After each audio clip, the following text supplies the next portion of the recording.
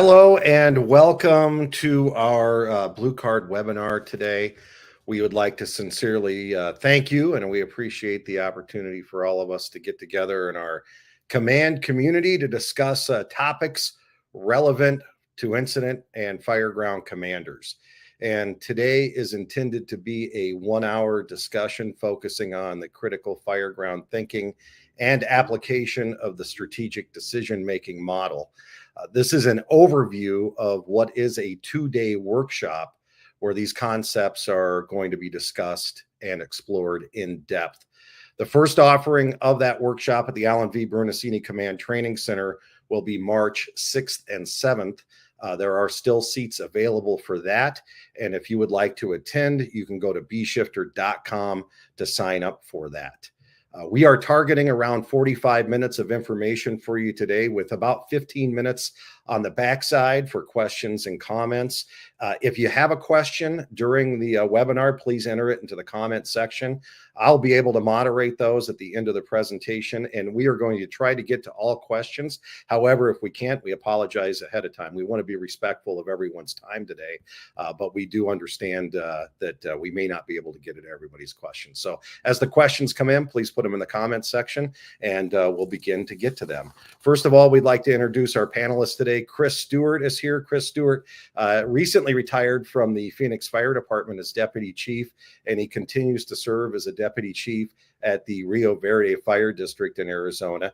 Chris is also a Blue Card lead instructor and one of the principal presenters of the Blue Card Critical Thinking and Decision-Making Workshop that will be at the Alan V. Brunacini Command Training Center in March. Also with us today is Eric Phillips. Eric Phillips is a captain with the Las Vegas Fire and Rescue, and if you listen to the B Shifter podcast that I'm the host of, you'll hear Eric on there as Engine 4. So he's one of our rock star ICs out there getting it done in Las Vegas. And he's also a co-presenter with Chris for the 2-day workshop. And then also with us today is our program manager for Blue Card, Josh Bloom.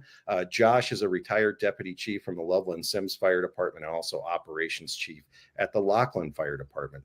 So welcome, panelists. We're looking forward to a great discussion today. I'll turn it over to Chris to get this kicked off. Sounds great. Thanks, John.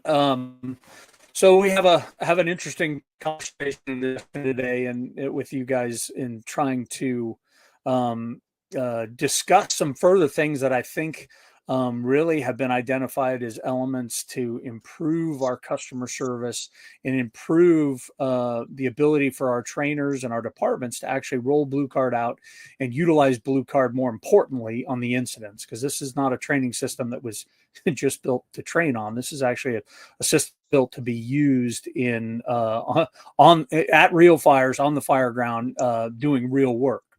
So this was actually developed at the request of one of our departments, and we started to work on this. We recognized pretty quickly that we needed a couple different perspectives to actually be able to deliver this class in an effective way. So with Josh asking me to kind of take a hold of this and see what we could do with it, it became quickly obvious that we needed somebody who is regularly working at the company officer level, the initial IC has initial IC responsibilities regularly, right? And so Eric's the perfect candidate for this, right? As a company officer, we're working on a busy fire company that's actually going to the fires, that is implementing the Blue Card incident command system from the get-go on a very regular basis, and can speak to the challenges and the successes actually of being able to do that. Is having Eric participate with us and provide that perspective is really, really important. And as he likes to say, it's 50% on the initial arriving IC and 50% on IC number 2 to actually make this system work most effectively. And so we're going to we're going to present today, or talk about this discussion today with that. And he and I are going to kind of share in this discussion. Eric, you've got anything to add you want there on the front end? No, I think that was it. I appreciate you asking me to be involved in this. And look forward to sharing that love. 50% on IC number 1, 50% on IC number 2, and together that makes a good run scene. So it's important to have equal representation for both sides as we talk about decision making and the hazard zone. Absolutely. And then, so before we jump into it, Josh, you want to offer any perspective on, kind of what you're thinking and the requests that we're getting from Blue Card departments and us being able to develop this and other things to better support our departments? Yeah. So one thing about this class is we've been doing something along these lines for probably 3 or 4 years, and we didn't really call it this, but so many times we end up at an organization doing the safety class, the size up fire extinguishment tactics class, and we end up into these discussions about critical thinking, and then end up into a lot of sidebar conversations about how does Blue Card connect to the Fireground? How does Blue Card line up, Chris, with something that you said, real work? We've had a lot of questions and interest from organizations that want us to come and help them understand better how they deploy, and really helping them connect all the dots. And I think that's part of what this class is. And then, the class that happened in Wilmington, the feedback from that, was pretty incredible from a fire department that's been using the Blue Card system for a long time, and kind of the light bulbs that came on, and that Blue Card is a system of the 8 functions of command, and using the strategic decision-making model and what all of that really means and how it ties together. So, out of this webinar today, obviously the intention is to get a bit of overview of the class. But with that said, we're offering this, in Phoenix in March, but as people listen to this class could easily be refined to fit, I think, the needs of whatever an organization may be looking for when it comes down to making decisions on the Fireground, managing a good incident, and how do we all help each other. And when I say help each other is, the task level connected to the tactical level, connected to the strategic level. And the best way we do that is that everybody understands all those components. So yeah, with that, thank you. Yeah, absolutely. So, and Josh's point is the way this started, and I do want to give a shout out to the Wilmington Fire Department and Chief Burns and the training staff and all the operations folks there that we got a chance to talk to. They had some significant questions about application of Blue Card, and then connecting that to the work and improving their understanding on some of the details and some of the in between the lines type of stuff, if you will. And so we were able to go out and deliver that to all of their command officers, all their company officers, and all their move-up officers in two different 2-day sessions. So we were there for a total of 4 days. And then we were able to tailor that depending on the audience, right? And so move-up officers were obviously different than talking to the battalion chiefs and the command officers. And so we were able to adjust those discussion points, based on who we were talking to. And so in the future, I think it's really important. So any department or any region that's interested in having us come and do this, a critical component will be sitting down, having a conversation about what are the challenges inside your agency or inside your agencies or region, and how can we best assess and connect the all the other things actually that are going on in the American Fire Service, all the other conversations that we'll talk about here in a second, to actually having an effective command system and utilizing the Blue Card management system. So we'll get into this. I'll just say, I don't know if it necessarily is a disclaimer, but it's a position, a perspective that I have is the Blue Card system, or the ICS system that Chief Bernasini developed in the late 1970s is the only system I ever worked in. I never, ever had to change or learn a new system or had anything presented to us other than the development and the maturity of that system in the Phoenix Fire Department. So I feel lucky. I feel as if it gave me, though, a pretty good foundation, and I certainly have plenty of operational experience exercising this in a myriad of ways, from super serious complex to the mundane, and understand the application. And I feel like my role here is to help with the application for a lot of departments in that. So what I'm learning is these challenges that agencies are having to make this a legitimate learning opportunity, and not only to, be able to say, hey, listen, this is what we're doing. But then to actually have the members and the folks that are responsible for doing it start to really understand it, start to execute it, and then starting to see the evaluation or the performance on the street, and see the improvement in performance and the improvement of understanding of when we do a good job, why we're doing a good job, and when we have problems or challenges or difficulties, why we had problems or challenges and difficulties. It's more about the why for us in many different ways, not just this class. So we'll get into this a little bit. So we're approaching this class in being able to reinforce what we know about the blue card system and why it's actually important, and then recognizing the challenges it is with regards to the implementation, the training, and then how we correct or progress or mature in the utilization of this system on the Fireground, right? Going to fires, using the system, and having the system help us rather than simply feel like it's getting in the way or it's making it harder for us. So what are the two things that firefighters hate? Is change in the way things are. So utilizing that standard is, we recognize when we come into a department, making this change or making this is difficult.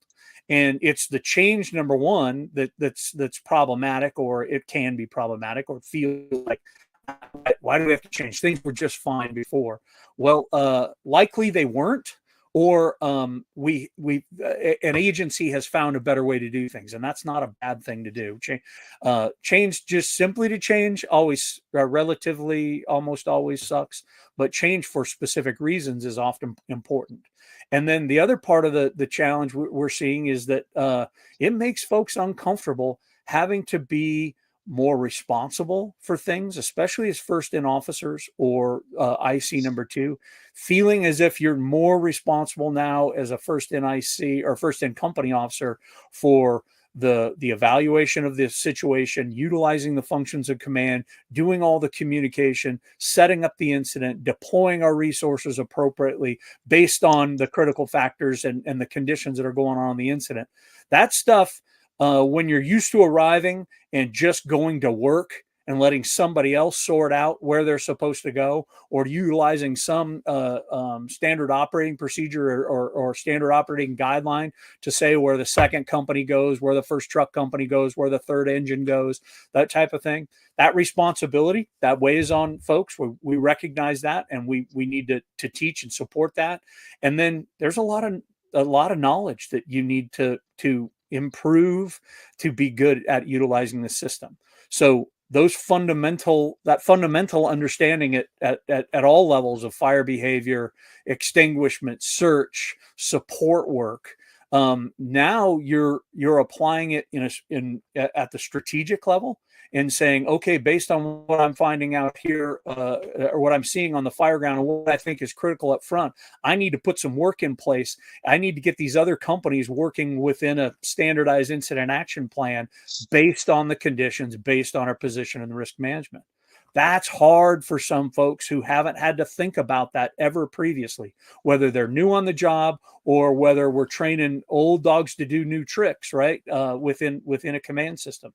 So we recognize that challenge. We hear the challenge coming to us from our agencies, and I'm sure the vast majority of the trainers have actually experienced these challenges firsthand, and then as trainers or people responsible for training departments or divisions, I should say. So those challenges are real, and this program is designed to kind of help departments work through those challenges. Eric, what do you want to throw in there? Well, I think it's easy for us to tell people, hey, we need to make better decisions. That's easy to tell people, but have we really given them the tools on how to make better decisions? You might give them something, but have you really explained it and walked them through each of the components? At the end of it, you end up making a better decision. So I think in the fire service and part of this class is that we really break down those boxes to be able to make better decisions. You're taking in information on a Fireground, fast. It's coming at you rapid fire. What's important? What's not? What do I need to address now? What can I address later? So it's something that I think all departments can improve on, and that's what we try to do in this class, is really give people the tools to be able to make decisions when they leave the class, to do something maybe different on the Fireground. I think one of the things that you really got to think about is the impact that our decisions make on the Fireground. We often think that we make one decision, it's just impacts maybe one section, but the decisions that we make on the Fireground impact from, unfortunately, death sometimes to seriously getting injured, but what's all the side effects from that? So I think when we look at decision making, there's a whole bunch of components that go into it, and we got to be able to give our folks some tools to be able to make those better decisions, not just tell them you need to make a better decision. Yeah, and then the ability and the knowledge of how to exercise that once we're gone, and implementing that into the system so that it's sustainable, it's repeatable, and it's a normal part of their process. And so we're talking specifically about strategic decision making. How are we defining it? How are we discussing it? How are we talking about the relationship of all the components? And then how are we exercising it every time we do command training, right?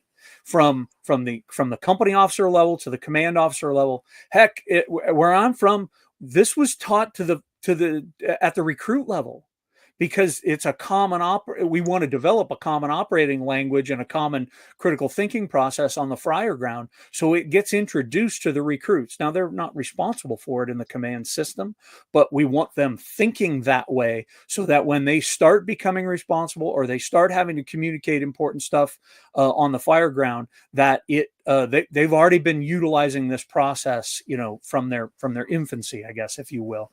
So really what we're going to do with this class, or what we have been doing with this class, is we're going to reinforce the functions of command, and we're going to reinforce not only what they are, but why they exist, right? It's a linear process. It is designed to get us from the front through the middle to the end of an incident with the standardized command functions that we should be doing at every single incident we're responding to when we initiate the incident command system. So again, it's linear, so that it doesn't offer this a cyclical or critical thinking process in it. It offers steps and components that we need to do to be effective, definitely at the strategic level, right? So strategic decision making comes in is the cyclical critical thinking process that we utilize at the beginning of an incident, and then we utilize as the reevaluation tool as we do anything and everything, or as conditions change on the Fireground. So knowing and understanding the elements of strategic decision making, and then being able to define it, being able to help our members, the folks that you're expecting to do the work, and the folks you're expecting to be the ICs or division bosses or any other position on the Fireground, helping them understand what it is and then actually utilize it on real incidents. So if I get assigned Charlie Division, that when I show up there, I know what the expectations of my job are, and then I know how I'm going to critically think through that process as I get to Charlie Division, and I'm sizing it up and I'm reevaluating the risk management for what's going on back here, making sure that we are, based on the information I have, we're in the correct strategy, and then being able to say, all right, we need to do these things back here as a part of the Charlie Division to help the overall incident, right? So we're going to discuss and break that down in its smallest pieces, because we have to have a certain level of understanding in order to be able to start applying it. And then we're going to talk about and actually do in class, exercise that system through strategic decision-making sets and reps, is looking at the Fireground or photographs or videos or whatever elements we have, depending on the department, quite honestly, and the need of the agency, and going through strategic decision-making, and then help them understand how important that is as a training tool. We'll be better at the blue card system and utilize as incident commanders when we are better at understanding the utilization and the exercise of that process, of the strategic decision-making process, I guess, if we want to be more specifically. The other component that we're gonna throw in there is the accountability model, right? And so Chief Garrison was big with his accountability model that he utilized in Houston and the other places he worked, and I think that it has a way more important element to it. Because it's the accountability model for the organization, the entirety of an organization, or it should be, and it's the accountability model for all the individuals in that organization, right? So when what are the common things that we hear, when things aren't going the way we want them to do, either from a performance or an attitude or a training perspective, is, well, I didn't know that's what you wanted from me, or you never taught me how to do that, or nobody's ever told me I'm doing it wrong. Well, the accountability model is a critical component to being able to manage all of those. And then, as a more important system, when there's challenges to what's actually happening, the first and foremost element of that is the people that are responsible for the training and the management of these systems have to use the accountability model and go, okay, did we establish clear expectations? Did we train them on what they want to know? And are we clearly and effectively assessing performance to be able to manage to getting better, or manage that accountability part of it? Accountability is, we don't mean that in the sense of disciplinary accountability. We mean it in the accountability to each other and accountability to our performance and our customers, right? So we're going to talk about, in this class, we're going to talk about the functions of command and simply reinforce them and define them for what they are and how important they actually are. The system is built on that foundation. Then we're going to talk about strategic decision making. We're going to spend a bulk of the time actually having that discussion about that, and then discussing the accountability model and how we utilize that. Eric, what do you think? I think you're spot on there, and I think that it's, again, how do we apply it into the field? What training tools do we take back to the station, back to your department, to train our folks to make those better decisions? It's easy to sit here and say it all, but we've got to figure out, how do we do that? So how do you do sets and reps in your stations? How do you talk about your fires? Do you review your fires? That accountability model, I think, is probably one of the most important things that anyone can do at any level within your organization, because you got to lay out those 4 steps. But how do you know if you don't ever monitor performance or even lay out the expectation? Everyone's doing their own thing. So everything that we're doing is laying that train track down the road, and everything that we're talking about keeps the train on those tracks. And that's what's awesome. But you got to have some kind of an accountability model to keep everybody on that track and accountable to the training. I think the worst thing we can do is spend all the time, money, and energy that people and departments put into training their folks and then let them do something else on the Fireground. Well, why would you take all the time and money and energy to do that if you have no accountability? And when you do something on a Fireground that we didn't talk about, it's okay.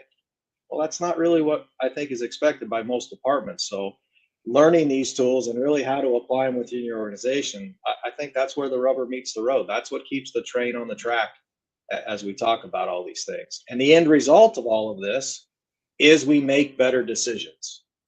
And that's the key to it. We have to make better decisions. Yeah, and those better decisions are tied to performance, and the performance that we're expecting out of ourselves, and the performance that the community sees and feels based on the results of our action, right? So I'm tracking 100%. So go ahead, Josh. Chris, just one thing. So, our group talks so much about accidental success, right? And sometimes I'm not sure that we even know globally what that really means. But we can't just look at the end result and measure success with that, right? It's every step along the way. So at the emergency incident, like, how did all of the little pieces go? Not just how the whole incident ended up. And we've had plenty of discussion in recent times of when things sometimes go sideways or we get the unexpected, we're usually only successful because people made critical decisions in that time. And oftentimes when we're not successful, they just went to, we're going to use more force and not make decisions, right? And I think that's another a takeaway, right? I mean, I don't remember exactly how Chief Lieb said it, but he said that about a couple of incidents, right? Like their people did not do what the policy said, but they did things and made critical decisions that had a huge impact on the event, and that's why they were successful. So that's what we want to come out of this. Make the right decisions and teach people how to make the right decisions and let them know that it's okay to make decisions. Just be able to justify those decisions that you made. And, it's not one size fits all. So I just wanted to, put that out there because that's a huge part of the class. I mean, we're going to have 2 full days of talking about that, of making decisions. This isn't a toaster on fire in the kitchen. It's not one room on fire, right? It's how are we successful all of the time, and how do we make the best decisions? How do we teach our people to do that? And everything you guys have talked about so far, and then the accountability model, how does that line up? And I think that answers a whole lot of those questions too. But the measurement of just how the event ended up is not measurement of success. Like, what did it look like throughout the whole thing? Yeah, absolutely. So the critical questions we're going to ask throughout this program is, how do we manage the Fireground if we don't utilize the functions of command, right? Then how do we manage risk and safety if we don't have or don't utilize some form of critical thinking? And in this case, we're going to talk about strategic decision making, right? And then how do we manage Fireground expectations if we don't have an accountability model? If if we're relying on luck to be our success, we ain't going to train on it or very well, right? I can't do that. So we've got to be able to identify when we do a good job, identify when we don't, and then utilize a system to be able to improve that. So all of this is moving towards effective work on the Fireground, effectively meeting the tactical objectives, which is the customer service part of the Fireground for us, right? And then the last part of it is a safety element. And in the safety element is we really, really are trying to improve our ability not to fall victim to the NIOSH top 5, right? In our Fireground management. So when we start talking about the NIOSH top 5, so the top 5 contributing factors for deaths and injuries on the Fireground, these are irrefutable, right? All you have to do, pick 5 line of duty deaths. You're going to find all 5 of these in that sample, right? And so we need to be able to connect the Blue Card system, the incident command system, strategic decision making, how we train to and improve the understanding of what these top 5 things are actually saying and what the expectation is moving forward. So when we talk about improper risk assessment, there's a lot of things that go into that. And our system and utilizing strategic decision making has a clear component of risk management and actually evaluating that risk management based on the conditions and based on the expectation and the outcomes we want to have on the end. And if we don't effectively understand what's going on the Fireground, we are going to highly likely put ourselves in a really poor position with regards to our risk management. And so we need to not only understand fire behavior and flow path and all those other things about the Fireground, building construction, time, all those elements that compound to make this harder, but then we need to be able to figure out, how the heck do we size up? Are we defining how we size up, where we start, what questions are common for all of us, or where should we be beginning on our size up? Because in my experience, teaching tactics and strategy in the college system in the Phoenix area, I'd have 100 students in the class. And at the beginning of the semester, we'd always ask the question, everybody know what size up is? And everybody nods their head. Yes, I know exactly what size up is. Okay. And then I start sampling people, define it for me and tell me how you do it. And then I get however many different people I ask, I get that same number of different answers. They're kind of close, but not always close. And everybody feels like they're starting or looking at it from a different perspective. So we need to identify very clearly, where are we beginning our size up and how, and it has to be tied to the tactical objectives. And what that does, then it helps us clearly define what is critical on the Fireground. If we are successful at that, we likely have we have the right foundation to be successful at our critical thinking process and successful using strategic decision making. We also have a significant opportunity to be successful at improving improper risk assessment on the Fireground and not operating in defensive or during defensive conditions in offensive positions. And so that's a significant focus, and that's one of the drivers of this class. The lack of an incident command system, when we have a lack of incident command, it's because we didn't understand how important or effective incident command can actually be to do real work on the Fireground.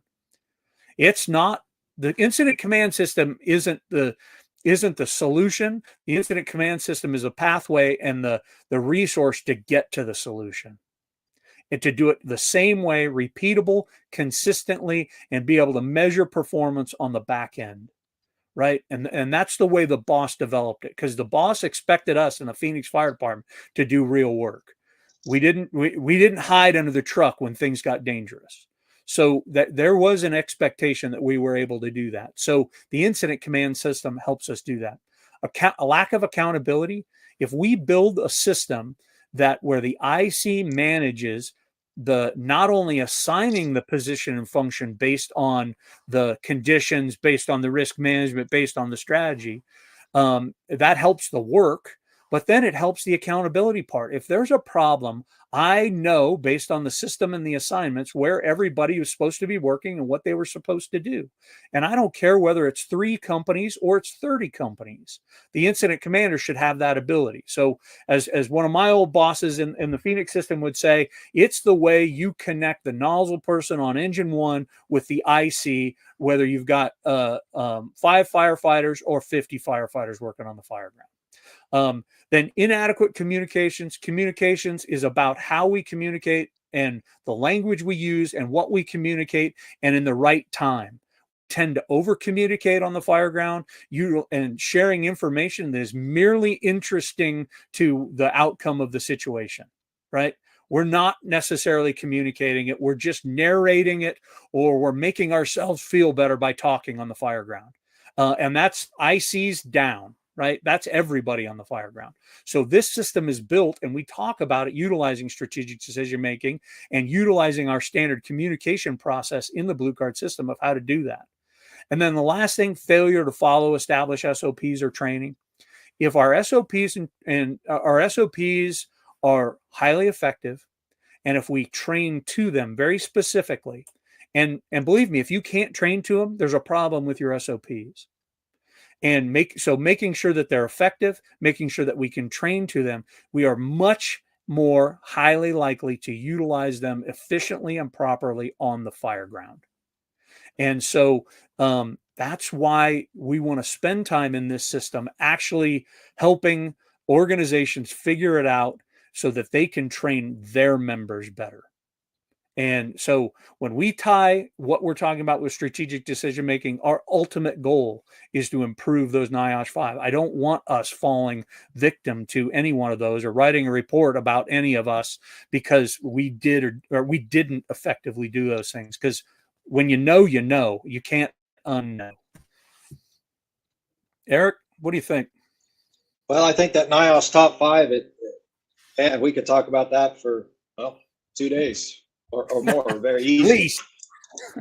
But I think it's, I just ask everybody out there in webinar land, what is your department doing right now to address each of those top 5? How are you training your members today on each of those subjects there?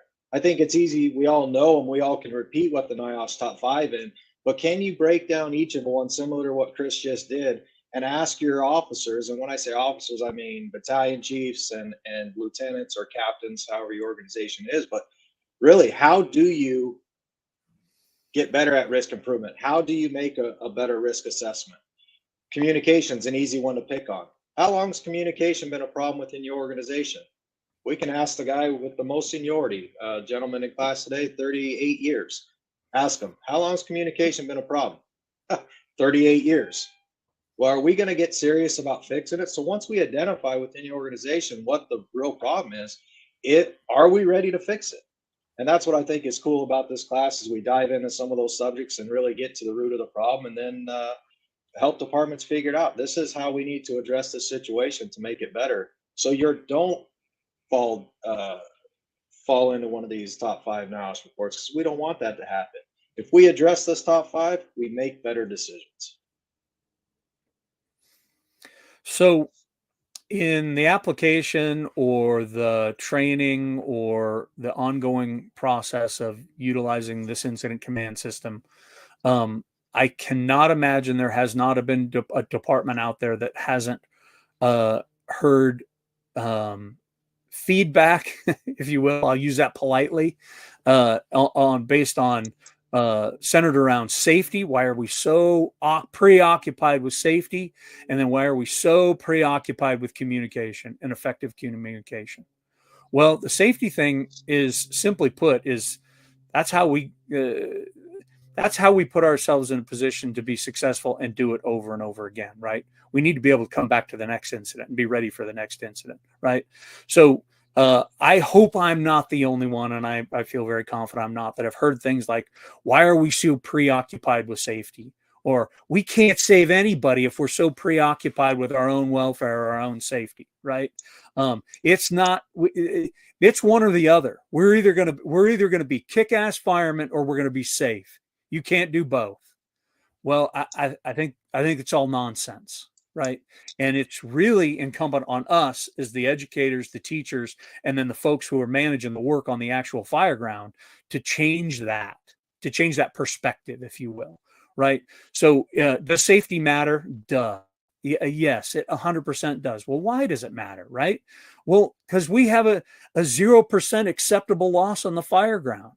We'll talk about what that actually means. We don't show up going, whoo, man, this looks like a bad one. I'm going to be okay losing a couple today. That's not the way it works, right? And if it does, then we need to have other conversations, right? That's a way bigger problem. And then if you go back and you look in the command safety book, in Bruno's command safety book that was published in 2004, right after Brett Tarver died at the Southwest Supermarket, and I go through it regularly, especially the upfront stuff, the very first chapter, right? And there's 2 parts in there, especially when the boss is talking about command safety. There's a performance mentality. And that's the outside promise that we have as firefighters and organizations to our customers, right? And there's the safety and survival mentality. That's the inside promise we have to each other, right?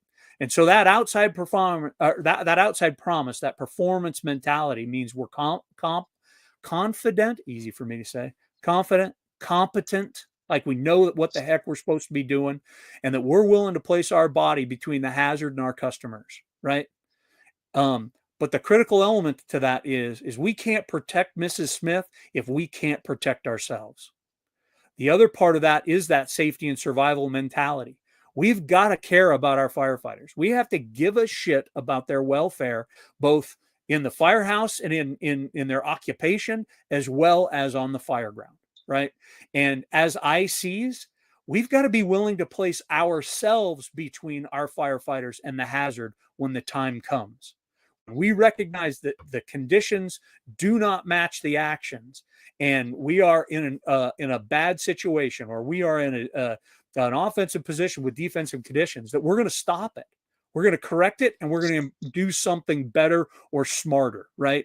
And as the boss would say, we're going to quit doing the wrong thing harder, right? So, and we make sure that we have that instinct to protect one another.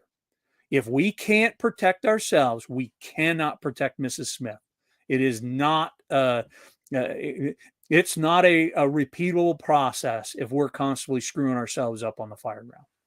The other part is with communication, right? We regularly hear, why are we talking so much at the beginning of these incidents? If I could just get to work, things will get better, right? Or why do we have to tell command everything that we're doing? Well, you don't, right? But there's a few things that the IC needs to know. So we need to work on Fireground communication. And kind of like Eric said, man, when are we going to get serious about really managing Fireground communication and what we're talking about, and making sure that it's connected to the work, and keeping people in the right place doing the right thing to make the incident better. In the end, it's about Mrs. Smith, and it is about the customer, right? So we're going to specifically address safety. We're going to specifically address communication by utilizing the system better and more appropriately. And that's a really big deal. We can have frank conversations about that. Eric, do you have anything you want to throw on that? I think that safety thing always comes up. This is probably one of the best parts of the class when we start hearing these notions that people want to throw out there about safety. We can't do this because we're going to be too safe and all those things. And you know what? It really comes back to those critical Fireground factors. What are they? When we give somebody assignment, it's task, location, and objective. And on the Fireground, sometimes we don't get to always achieve that objective. And it's not because we don't want to. It's not because we don't have kick-ass firefighters that are trained and are aggressive and want to get in there and do the objective. But sometimes that building and those critical factors just don't allow us to do it. And as officers we have to recognize that. And we have to make that decision when those critical factors don't allow us to do something. We have to be able to be safe and recognize that and change what we're doing and communicate that over the radio. So this is a good part of that class where you get to have some of those comments said and then have like you said, a frank discussion about it. Let's be real. Let's talk about it. And I think what we identified is that, the fire service has a hard time really identifying those critical factors. It's easy to talk about, but can you look at a picture? Can you look at a building? Can you see it on scene and then digest that information and then do something different when things aren't going right? So one of the reasons I think Josh asked Eric and I to do this is because we pretty much, for the both of us, have worn out all of our feelings, right? And so we can have conversations, and we can have the hard ones. And I'm good with it. Eric's totally good with it. Is challenge the plan. You want to call bullshit on something? Call bullshit on something. Let's actually talk about it. And we don't have to hate each other at the end, quite honestly, right? But we're going to stand our ground on what we know and what we know to be right. And we are not here to dismantle people's thinking. We're here to refine their thinking. I want them to be good. I want them to, when they show up, that they can kick ass. They have permission to kick ass, but it's going to be within a system, and it's going to be with an incident commander that always has the right to say, stop, we're doing something different. And so that's an important part of it. And I liked that the most, and especially the challenge part of it, of the questions and the WTF moments about why are we doing this? So that's a good thing. The last thing before we get to the questions and answers I want to go through is there's a lot of information and a lot of research and a lot of opinions out there in the American Fire Service, right? I don't think there's actually ever been more, right? Because social media, the internet, all of that amplifies those positions. And I don't necessarily take many of those positions to be very, very bad. I think they all have a position and they all have a place in this. However, we need to refine some of that information so that we can effectively use that. So right now, the information that's out there about fire extinguishment has never, ever been better. Between FSRI and the NIST prior to that, and even stuff that the ATF has done, there's never been more information about fire behavior. And FSRI's job, and they'll state it very clearly, and I know because I work in and around those guys, is we're not here to tell the fire service what to do. We're here to tell you what's going on and to better explain your situation. You got to figure out what you're going to do about it. You're the experts in the action. So we've got to figure that out. We got to know what to do that and how important that is and when and how we prioritize work on the Fireground. So there is no bigger conversation than when and how we prioritize fire extinguishment and search and rescue. We say that our primary existence, our critical mission point is to save lives. I could not agree more. We need to get and have hard discussions about what the most effective thing to do is, given certain situations, given the critical factors about given the strategy on what we actually need to do right then and there to make things better for life safety. So it's not blindly, going in and doing any one thing and concentrating on that one thing. It's making good decisions about what's going on the Fireground and when and how to actually apply the right work at the right time. And that goes for support work too, right? I'm a West Coaster, so vertical ventilation, that's a hot button topic, right?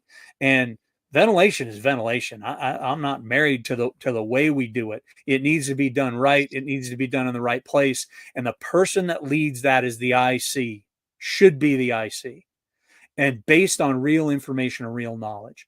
So how do we take what we know in the fire service today?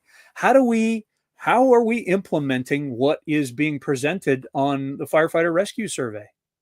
How are we implementing what's being communicated on Project Mayday?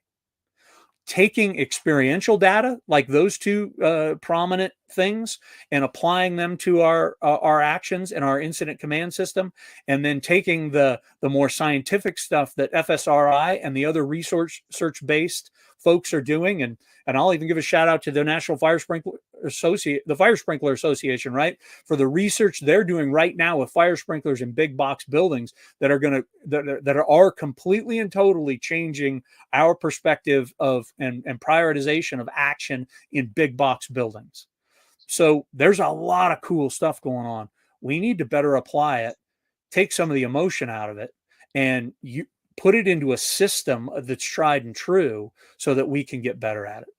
So that allows us to have some real conversations, some legitimate conversations. And I'm not saying we're coming in there with all the answers. I know that we're not coming in there with all the answers, but we do have a pretty good perspective. We have a fantastic incident command system. We have experience at the application of that system and the experience of training people to do that, utilize that system at real fires. I feel very confident that we go in there, we can at least move the needle in a measurable way for organizations to improve how they're doing on the Fireground. JV, I'm 3 minutes over. Well, that's okay. It was a good discussion, and we do have a few questions to get to. So we'll start to get to those right now. Ryan Bond, excuse me, has a question. Can you speak to how this applies to mid-sized and smaller organizations? I assume you implement the strategic decisions based on your deployment model, and I probably answered that there. Resources outweigh the hazard, and the hazard outweighs resources, helps that initial IC make that determination. But I think it's an important thing for this panel to talk about, because once in a while we get thrown back at us, well, this worked for Phoenix, how is it going to work for my department? Or it works for Las Vegas, how does this work for my fire department? So you guys want to tackle that one? Yeah, I think that's a great question. I think that's a legitimate question. So fire burns the same on the East Coast, West Coast, North and South. It burns the same if you're a 1 department station or a 300 department station.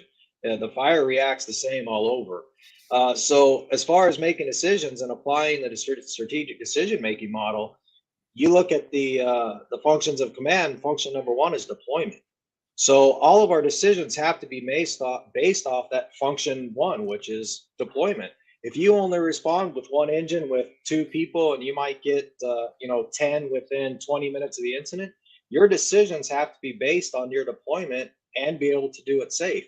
If you show up with 30 people within 6 minutes of the incident, yeah, you're going to be able to get a little bit more work done in a safer manner, but the decision's still the same based on that deployment. So I think when you kind of the first question you asked there is, how do we manage the Fireground with the functions of command?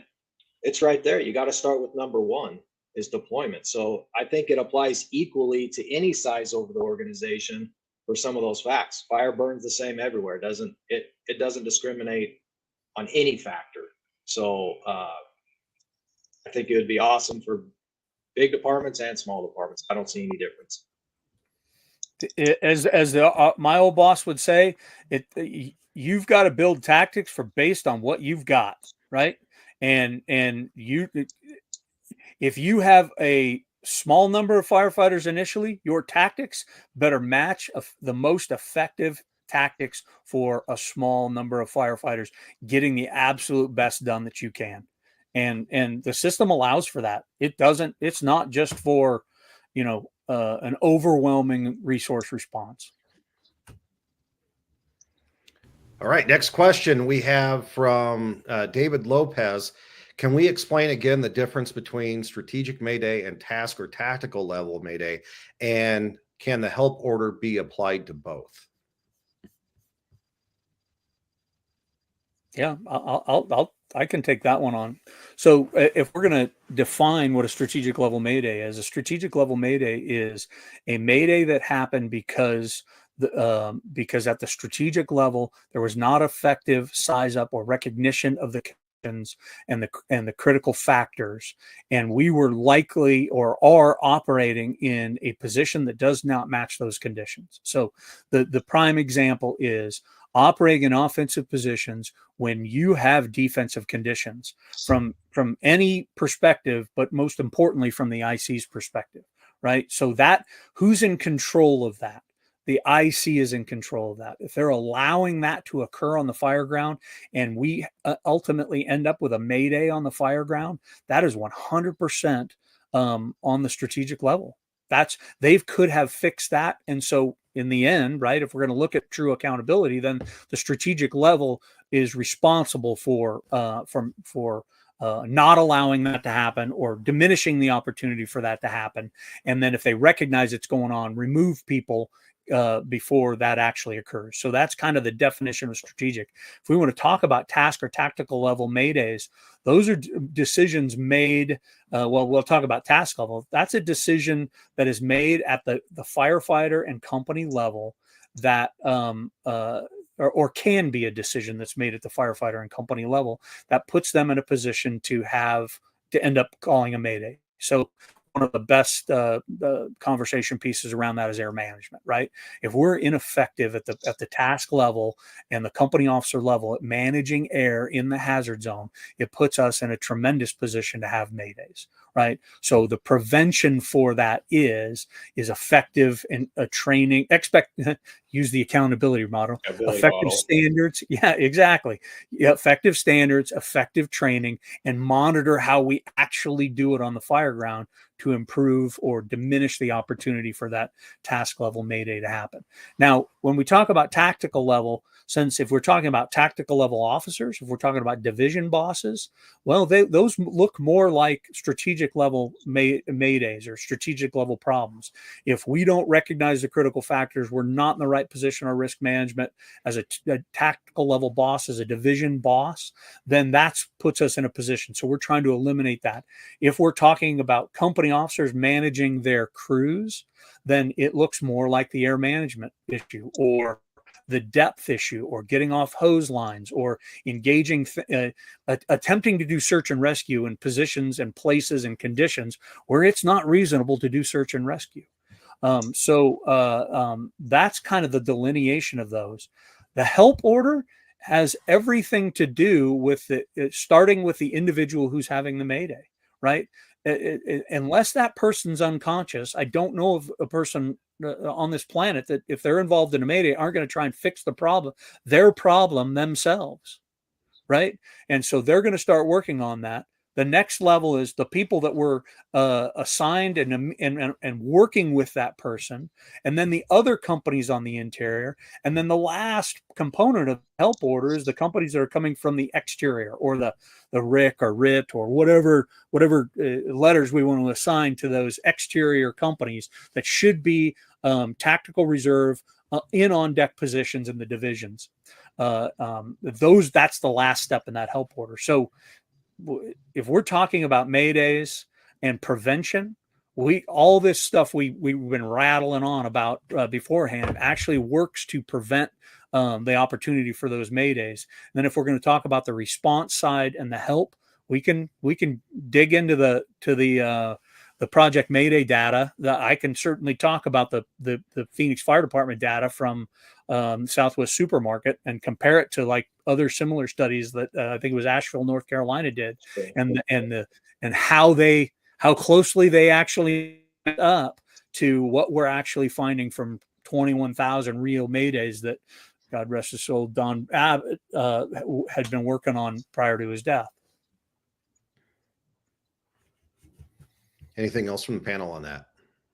Oh, well said. I think the strategic made, hopefully we recognize that and make a decision early just to do a strategic shift before we actually end up having a Mayday with the crews on the inside. So hopefully some better decision making eliminate some of that operating the wrong strategy through all that. All right, let's try to get a couple more questions here. Tyler Jack, good morning from South Lake Tahoe. Hey, South Lake Tahoe. I was asked a question from one of my guys recently regarding rescue. The question was, if we came across the need for an immediate rescue while performing our 360, do we switch to rescue mode on the 360 follow-up report? The way I look at it, rescue is simply a standard action attached to a standard condition, the standard condition being offensive. Your thoughts? Yeah, go ahead, Josh. I'll get that. So, I mean, we just did a podcast recently with it was Cobb County again, right? And they realized they do a size up, and then they realize there's a victim that was in a window, and they managed that event like it was anything else on the Fireground, and kept 100% kept emotion out of it. Gave a standard assignment to a company to do VES, gave them some pretty defined orders of where they were going to operate, what they were going to do, and assigned another company to stretch a hand line to put the fire out. And we can't change gears and try to use a different system or act like it's something different. We have to continue to use what we use all the time and what we're comfortable with. So we're not going into a different place. It's a critical factor. The victim is a critical factor. And when we roll out the door, one of the things that we talk a lot about is, if it's got beds in it, we should plan on there's going to be victims. And what does that really look like? And that comes back to another one of those critical thinking pieces that through this class, there'll be plenty of discussion on that too. Like, that should not catch us off guard, and we should be ready to deploy and address that problem. We should be ready to support the operation following, that problem with, and I'm going to throw Cobb County out there again because it blew me away the first time I heard it. And it's like, holy shit, they're dialed. The incident commander telling the medic unit, make sure you bring your cyano kit for this patient to the alpha side. And it's like, that didn't happen by accident. It happened because they've trained people and they've discussed what does this look like when we actually go to these events. So it doesn't change anything except for the incident action plan. Very good. All right, let's take one more question. This is an easy one. Is there a platform for instructors to share pull raw audio to demonstrate these concepts and actions to our people? Well, we do have a podcast. The B-Shifter podcast is on all the platforms. And about once a month, we try to feature some audio on there, either of strategic shifts, rescues, good initial radio reports. And then we are also looking to get all that information from you as well. So if you have a great piece of radio traffic or a video that you would like to share with us, our emails have been up here. You can share them with Josh or myself, and we would like to share it with everybody else. But we do try to share those, and much more in 2024. We will be doing that. So you'll stay tuned. We're going to do that more. But right now, we're just getting that on the B-Shifter podcast, both available on Apple, Spotify, and YouTube. And let's see here. Pete Webb has a question. Will this class be done in regions, on the road, or just the CTC? Josh? Yeah, so we are going to offer, this class started on the road. So we are going to offer it on the road. The Phoenix class, again, is in March. And then if you're interested in hosting one of these classes, you can reach out to me, josh@bshifter.com, and we can talk about it. We're actually doing, Chris and Eric are coming back here to Cincinnati. Actually, Eric's here right now. His family keeps saying that he has a second family here. But these guys have been spending a lot of time on the road all over as we continue to develop and grow the program. But we're doing a class in January in our region that's a kind of a modified version of this over 2 days. And So the answer is yes. It will be offered like any other workshop we do on the road. If you want to reach out to me, we can discuss what that looks like. All right. Hey, John, can I say something on that? Absolutely. I think if anybody wants to reach out to Chief Donald Burns at the Wilmington Fire Department, I think the value for him and the value that we saw was being able to actually connect with all the officers in his department and be able to have real conversations about their organization, their expectations, and we were able to set it all up ahead of time so that we could go in there and deliver the most for them. So if you have any questions, and you don't have to believe us, as I know Chief Burns will give you the good, bad, and the ugly of what it was like having us there. All right. Well, if you are interested in going to this class at the Alan V. Brunacini Command Training Center and you haven't been there yet, we'd like to invite you. You can go to bshifter.com to sign up for it. There are some seats available, so I'm sure after we introed it and let you know what it is, those seats will probably go fast. But monitor bshifter.com, as we'll be able to keep you updated on other classes that get added as the year goes on. Any other final thoughts from any of the panel? Oh, appreciate us having us, JB. You do an awesome job as always. And we look forward to taking this out there and having people do some critical thinking and make better decisions as they move along on the Fireground, and better yet, have a better understanding of the system and how to apply it to the real work that we do out on the Fireground. So thanks, guys. I can't wait to talk about it more. I'm looking forward to the Phoenix delivery, and anybody who wants to bring us out there, then we look forward to being able to do the best we can to help you.